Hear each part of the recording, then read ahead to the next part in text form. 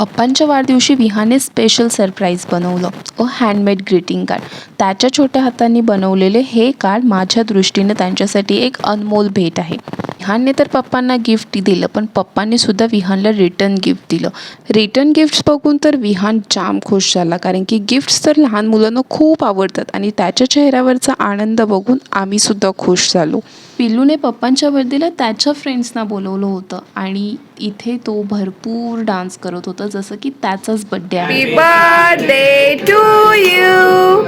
Happy birthday to you. So हे असं होतं एक आमचं छोटंसं सेलिब्रेशन. त्यानंतर आम्ही काही फोटोज क्लिक केले आणि ह्या चिल्ली पिल्लींसोबत मी सुद्धा बसले केक खायला. पावभाजीचा बेत होता. विहाने त्याच्या फ्रेंड्सना सुद्धा पावभाजी खायला इन्व्हाइट केलं होतं.